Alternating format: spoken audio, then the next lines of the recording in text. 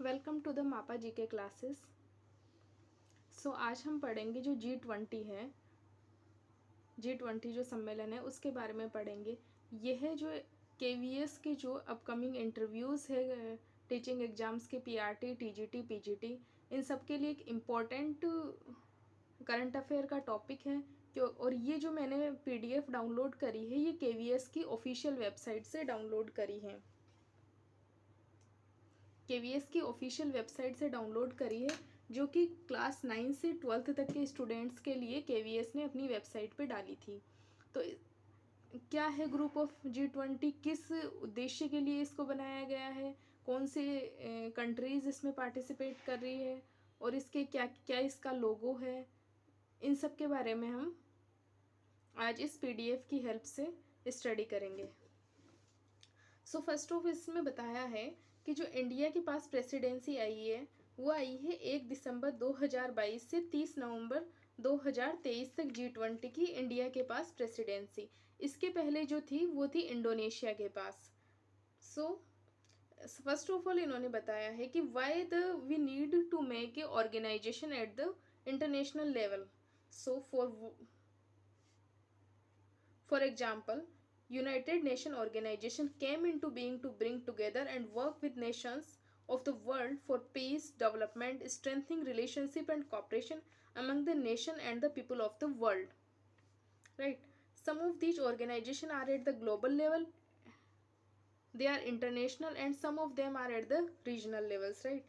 जैसे दो ऑर्गेनाइजेशन है, कौन कौन सा है? Non aligned movement and SAARC, जो कि आपने नाम सुना होगा, South Asian Association of a Regional Cooperation. एक है यूरोपियन यूनियन हेल्सो है।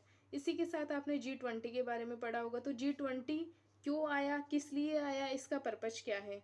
तो G20 में क्या है कि group of 20 known as a G20 forum for international economic corporation. For what purpose, क्या है इसका?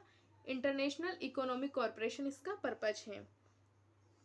इंडिया के पास इसकी प्रेसिडेंसी आई है 1 दिसंबर 2022 से 30 नवंबर 2023 तक। इंडिया के लिए एक प्राउड का मोमेंट है। Fountainhead of democracy as the first republic of the world originated in the ancient India. And G20 के G20 फोरम है gives India the unique opportunity to communicate its democratic ethos to the world. G20 forum gives India the unique opportunity to communicate its democratic ethos to the world, right? So G20 was founded in 1999 after the Asian financial crisis. So we know that the purpose of the G20 is international economic cooperation, right? For economic of the world. This organization came into the existence after the Asian financial crisis as a forum for the finance minister and central bank governors to discuss global economic and financial issues.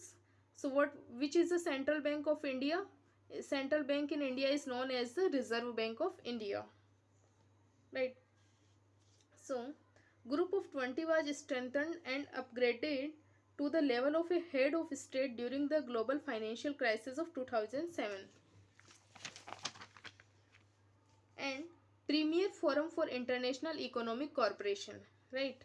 अब इसके बाद में who are the members, G20 members. Organisation of a countries in G20 19 countries है and an organisation of a countries European union.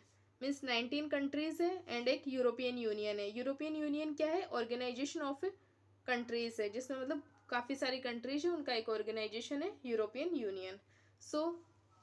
जो 20 countries है, 19 countries है and one organization of a countries कौन कौन से हैं? अर्जेंटीना है, ऑस्ट्रेलिया है, ब्राज़ील है, कनाडा है, चाइना है, फ्रांस है, जर्मनी है, इंडिया है, Indonesia, Italy, Japan, Republic of Korea, Mexico, Russia, Saudi Arabia, South Africa, Turkey, United Kingdom, United State and the European Union. These European Union, what is the European Union? It's an organization of a countries. So who are the G20 members? 19 countries and the one organization of a countries, that is European Union. So this 20 members of the G20 represent around 85% of the global GDP, our 75% of the global trade. Right. This is why G20 is an important organization from the current economic, political, socio-cultural context.